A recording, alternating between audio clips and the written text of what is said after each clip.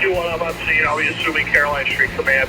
I got a 2.5-story wood occupied multiple dwelling. I got heavy fire from the second floor Charlie side. I have an exposure on the Delta side. We have one line stretch not in operation yet. Primary searches are underway. Status of the fire is doubtful. One passing command. I'm on the first line. Service speed advised. We're on scene. 2-story wood frame. I got heavy fire from the Alpha side. All right, welcome fans of the Volley Chief. I have a very exciting episode today. My guest is Ryan Hathaway. He is a lieutenant with the Shelton, Connecticut Fire Department. For those of you who are unsure where Shelton is, it's right next to Derby. We've been friends for several years now. Ryan, like me, has a good lineage in the fire service, and we have a lot in common. The other reason why I have Ryan on here is he is the owner of Curb Appeal Customs, which I mentioned a couple episodes ago. Ryan is the creator of the overlays for the magnetic command boards that most of us use. They have 4 different overlays, or they can customize overlays for you, so you don't have to draw out the scene. They're already pre-drawn. You just slap them on top. Giant magnets that help you run your scene. I'm a big fan of those. Ryan, obviously, being in the fire service, had a little bit more of an idea of what we needed and how to make them. And so it's Curb Appeal Customs. For those of you who are interested in getting a set, I'll include a link in this bottom of this episode. This episode is not sponsored by Curb Appeal Customs. I received no compensation from Ryan for doing this. It happened to work out that we worked together and he designed these. So I'm going to let Ryan introduce himself and tell you a little bit about his background in the fire service. So Ryan, the floor is yours. Well, thanks for having me. I think it was your freelance episode. You said you had nothing else to talk about, so you first started talking about me. So that was a good way to get that one going. Yeah, I'm 3rd generation in the fire service. My grandfather, line of duty death in Bridgeport. My dad's currently battalion chief there. Me and my brother both are on the job there as well, and we both volunteer in Shelton. So I'm a lieutenant in both departments, so kind of grew up in the fire service. Didn't really have much of a choice but to start loving it as a kid. And here I am. So honestly, these command board templates, Captain Murata was the big brains behind it. You know, he kind of had the idea of what he wanted done. He passed it down to me, and I took my somewhat creative ability into making it into these magnets with the vinyl. You know, they're resistant against the sun, everything like that, weatherproofing. You can lay them out on your command board. If you get rained on, you know, you get a lot of heat on them, whatever. They're probably going to hold up pretty well. And they work pretty well. You know, a lot of departments have them now. I think we're up to almost 10 departments in the area are using them. So they're spreading pretty quick. Did Brookfield buy theirs yet? It's on order. I've got some material for them, and I've got another department as well. I got some stuff on order. And we all know that Andy's got the money to do it. No comment. You said it, not me. Ryan, just give us the background of Shelton. 100% volunteer. You know, it's a pretty large city now, especially with the development that's been going on. You know, years ago it was just mostly farmland and, you know, smaller community, and then it's kind of grown. I'm part of the Huntington Fire Company, which was, you know, way back in probably your day was its own town, and then it incorporated into the city of Shelton. So now it's a pretty big city. They say during the maybe pre-COVID times, I'm not sure what it is now, but with all the Cinto buildings, which is a large, you know, office development and stuff like that, there'd be, you know, upwards of 100,000 people in the city during the daytime. And then, you know, nighttime, it drops down a little bit more. But for a volunteer service, it's pretty busy. It's one of the busier and larger scale volunteer departments, at least in this region. So. Yeah, I mean, it you know, conversations we've been having for 25, 30 years now, I'm amazed that Shelton hasn't had some kind of paid component, because you guys, I mean, what's the call volume now? My company alone last year did almost 700 runs. And that's just one of the 4 companies. So I don't have the exact year number, but it's busy, you know, especially for volunteer. We have that stretch of highway where we're there, you know, multiple times a week. So we definitely get our work put in over there. Yeah, for those unfamiliar with the area, Connecticut Route 8 runs right up the middle of the valley, basically, and cuts, you know, a lot of Shelton, Derby, Ansonia, Seymour right in half, basically. And for some ungodly reason, the flat, straight section of Route 8 that Yeah, goes through Shelton is a killing zone. I mean, yeah. it's, you know, It's received several nicknames that I've since been told I'm not allowed to repeat.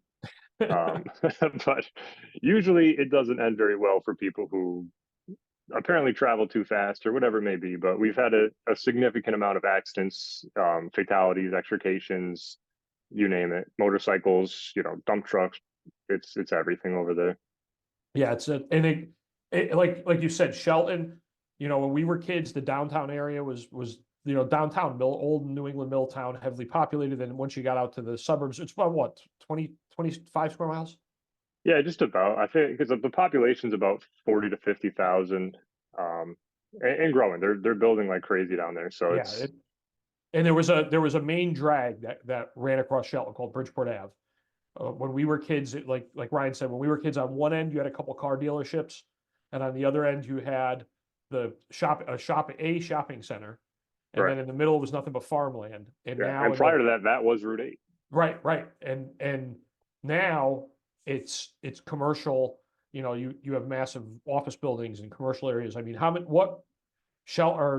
headquartered in Shelton, right? Swiss Army, Forstner, Tedley Tea, Bigelow Oh Tea, yeah, there's so Subway. many, and there's so many coming in still. Subway just moved into town. They're Yeah, still building that new development that's going to have the tea company and whoever else decides to buy property there. you have Bic, Sikorsky yeah, is there's a Sikorsky plant. There's Bic. Their headquarters is in Shelton. So there's a lot of large corporations, a lot of thankfully larger taxpayers. Not that the fire department really sees all the ultimate end of that, but they're there, and a lot of developers. Cinto's got probably half the city under his name. Yeah, so it's amazing because in 30 years, just the change of Shelton Right. is mind-blowing. You know, I mean, in 30 years, you guys went from a kind of a bedroom farm community to a major commercial center, where Derby went from 30 years from being looked like we were testing missiles downtown to we have one building under construction. Right. And So it's funny actually, if you talk to I'm big on asking questions to the old timers. So you ask them about, what they were doing, 30, 40 years ago, and it was, oh, this barn fire. What do there's no barns. There's buildings and apartments. What are you talking about, these barns? And that's what it was. It was a big farm. And now there's, a handful of small family owned farms left, but everything else has been commercialized. yeah. I'm very excited about this coming up on a future episode. I have Chief Tom DeMarco, who's going to be, Oh, wow. yeah, Tommy, very active fire chief in the Valley in the Yeah. He'll 80s and tell you about the 90s. farm fires. Oh yeah, I'm excited I'm going to have him. I'm trying to get a couple of the other, I hate to say the old guys because Tommy, you're an old guy now, but have them on and do it. Now, Ryan, how long have you been with Shelton? I'm on my 12th year in Shelton now. So I joined right when I turned 16. Um, kind of wanted to feel it out. I knew I was going to like it, but that was hey, let's see if this is what I want to do for a living. And it didn't take much time to realize that was definitely the move. Right. And then obviously congratulations on the promotion. You just were made Thank lieutenant in Bridgeport, about you. Yep. 2 months ago now? Yeah, February 3rd was the official appointment date, so not even 2 months. Okay. And where are you now there? I'm at Woodhaven, Engine 3. Oh, that's right. You actually you finally went to a real Your farm. old stomping ground. That's it, yeah. Oh, so that you literally did have a Wood Ave night last night. Yeah, See, I wasn't. Yeah, see, I wasn't. when you're as old as I get and you guys get moved around, you forget sometimes that they're moved around. Yeah, But, I knew you would forget, so I would, yes. that's why I reminded you. My memory is short, kind of like heaven. All right. No comment. No comment. No, and to be totally honest, Ryan and I, we worked for a long time together. You were on the truck. I wasn't always an officer when you came to C shift, right? Was I? You weren't even on C shift. You came in when somebody else had left the safety position. You came in and filled that. Okay, so yeah, we worked together for a long time on C shift. Ryan was, like I said, he was in the truck. I was the safety officer. And obviously that's how we became friends. But I do remember, you guys showing up at fires, buffing, especially your dad would be working, or you guys would pop up at fires in Bridgeport. So it's good to see the lineage continue. I'm going to throw a shout out to your dad, one of our best battalion chiefs.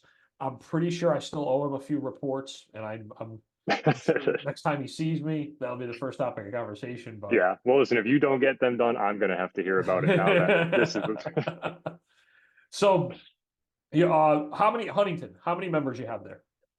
On paper, we're about 50, 60 people. Obviously it's the mix of the guys who don't really come around so much, and then you got the guys who are around, pretty actively. So what's your real numbers that you're working with? I would say we're good for about 15 to 20 guys that are going to be, if you get something good and nobody's, caught up at work, you'll get that turnout. Okay. And you have a company captain and 2 lieutenants, Correct.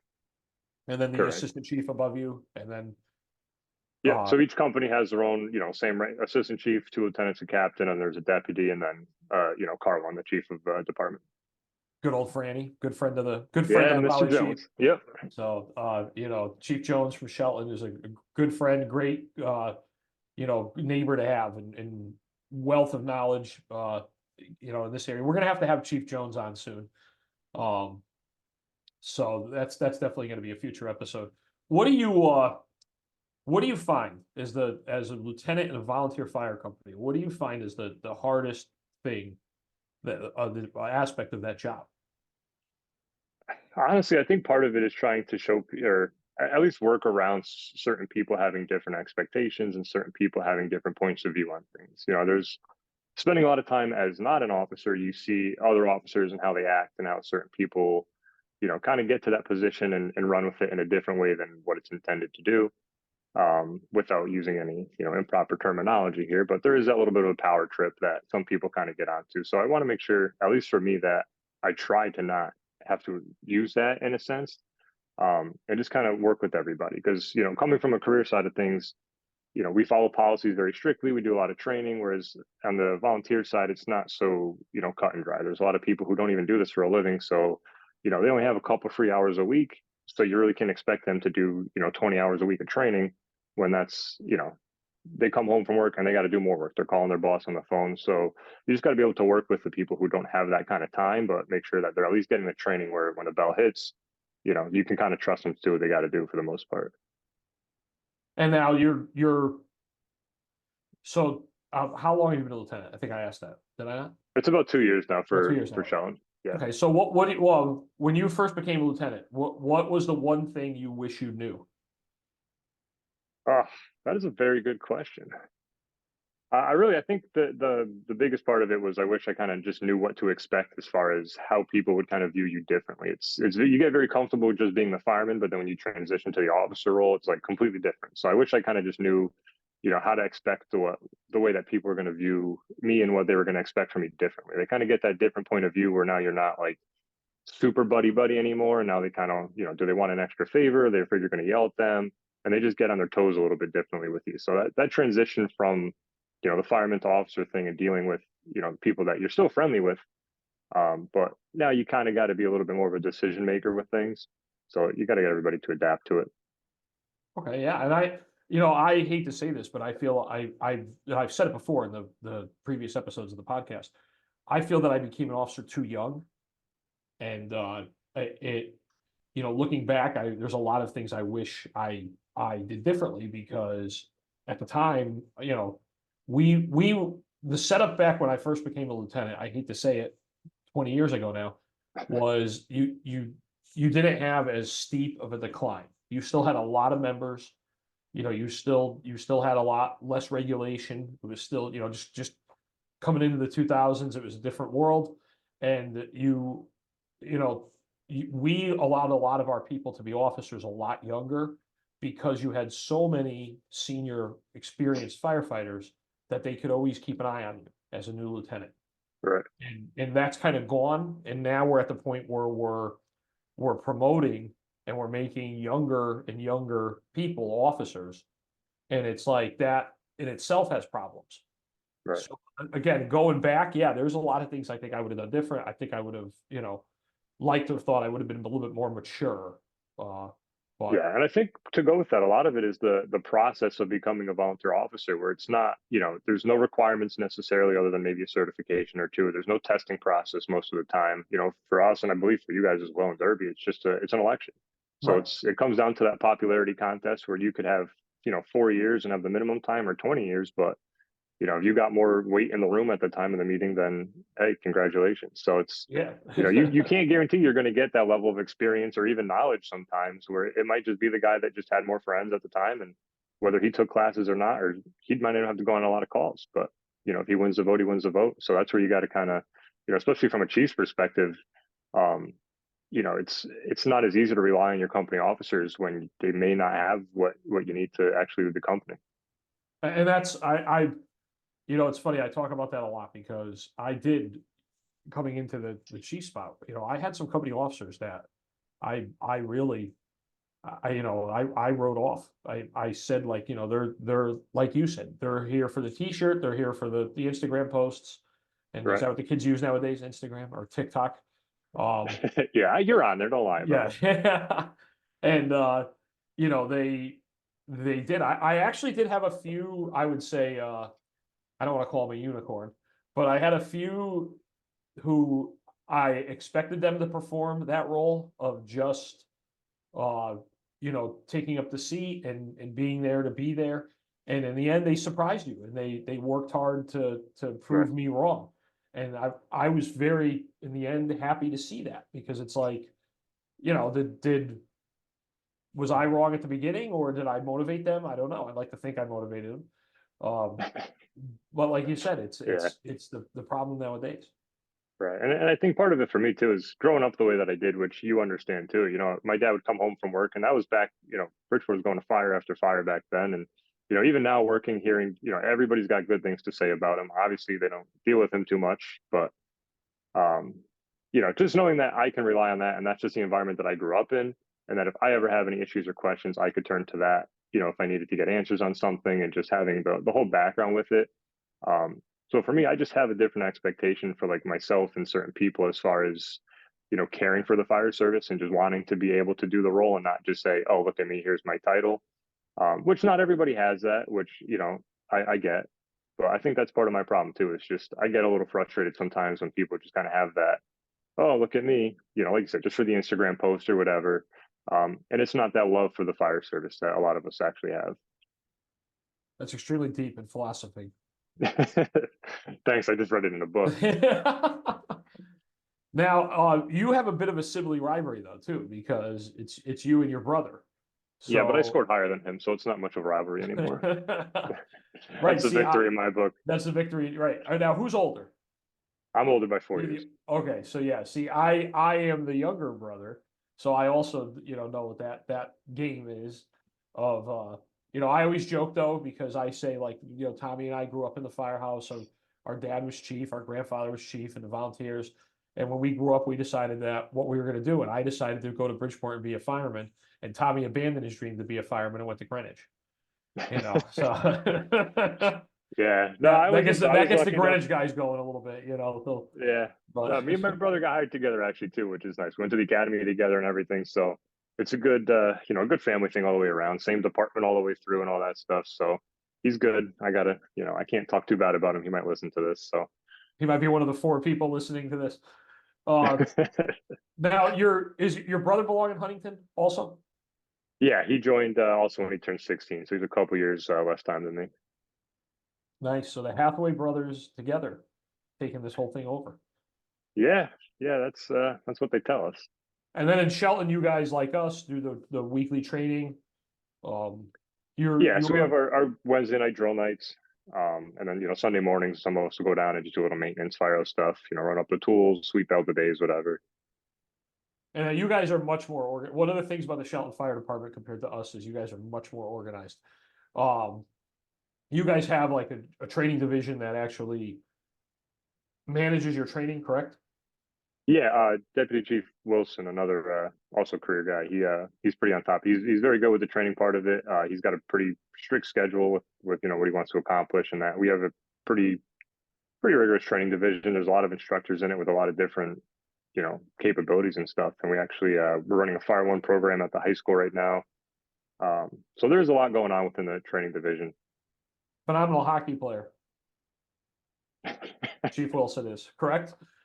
I'm getting a mental image of you playing hockey. Actually, No, not me. I'm not saying me. Chief Wilson. was a Oh, phenomenal oh, hire. on his behalf. Yeah, Yeah, yeah, yeah. yeah. Another, again, these are all the people we work with on a regular basis. I enjoyed being friends with Paulie over the years, and it was actually funny.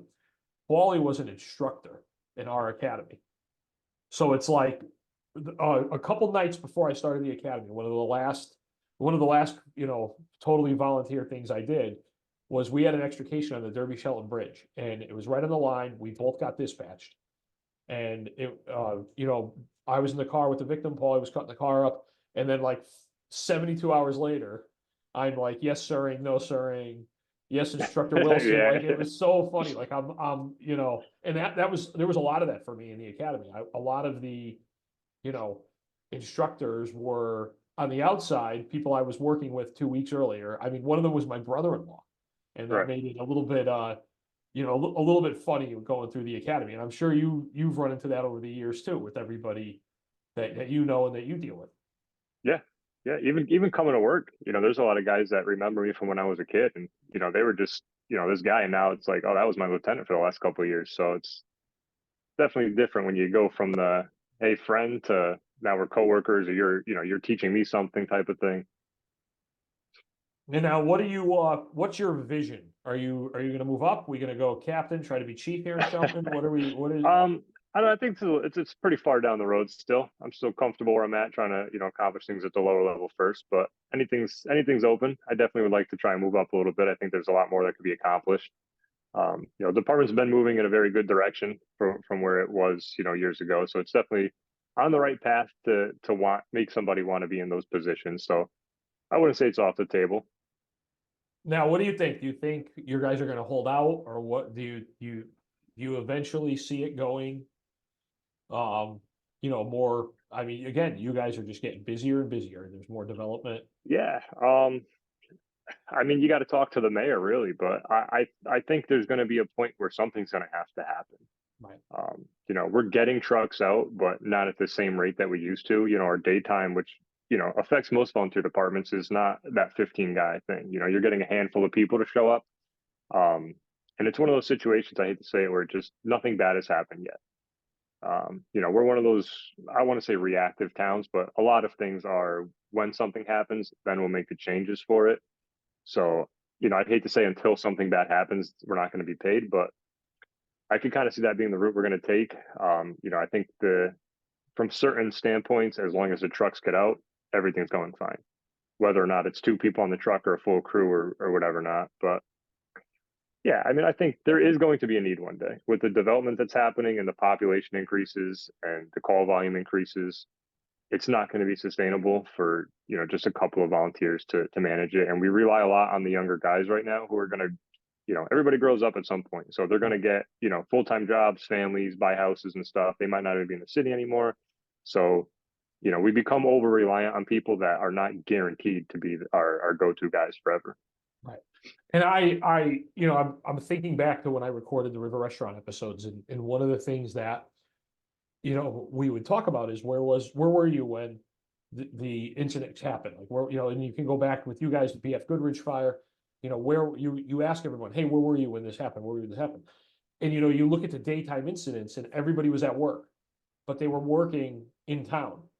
They worked in downtown Derby, they worked in downtown Shelton, they worked at Farrell's, they worked at BF, they worked at SpongeX, they worked at all those places that are long gone. Yeah. But that's where everybody worked. And now that's gone, and I really think that's, the beginning of the end, if you will, was when we lost all the industry. We lost that ability of, I mean, how many, Shelton, obviously, you think about how many Derby people work in Shelton. And there's nobody left working in Derby, and how many Shelton people work out of Shelton or work in Shelton but can't leave. Yeah, well, I was going to say that's the big thing too. Is back then businesses were, oh, absolutely, go on this call, please. And now it's just a different standpoint for what businesses are so focused on business, which rightfully so on their behalf, but they kind of took away that right for employees to leave and go on these calls. So you're stuck with whoever's not physically at work. There's a handful of guys that have more flexible schedules, but yeah, that's the biggest thing is you were able to leave work back then. Right, and The other dirty secret about a lot of the volunteer departments around here is the makeup of the career guys that, guys like us that grew up as volunteers, we got hired somewhere, so we've stayed in our hometowns, and now when something happens in our hometown, we're around because we work, 24 on 72 off, or we work 3 days, 3 nights. Right. Yeah, and that's big for Shelton too. There's a lot of guys that have career jobs that are still very active in the department, and that's, I don't want to say that's what carries a lot of the calls, but a lot of times those are the guys that you can pretty much go to, especially for the training division. The chief knows exactly what guys, what their schedules are, who's going to be available on certain days. So it's a little bit easier to plan accordingly when you've got a certain amount of people that are going to be around at a certain time. Like I always say, the worst part about being a volunteer fire chief is when you're pulling up on scene because you have no idea who's there, and you're counting trunks popped and sneakers on the ground.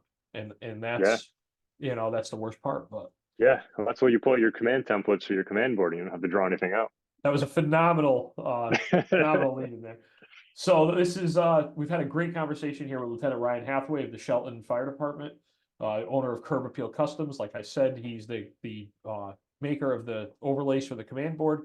I'll leave a link below if you're interested. If you miss it, just shoot me a message. I'll put you in contact with him. Ryan, I thank you for being on. I like to keep the shows around 20 minutes or so. I've been going a little bit over lately. So we're gonna Nobody's gonna listen anyway. No, right. I mean, the 4 people listening are gonna. So thanks for coming on today. Absolutely, thanks for having me. And we'll see you later. All right, sounds good. Thanks for having me.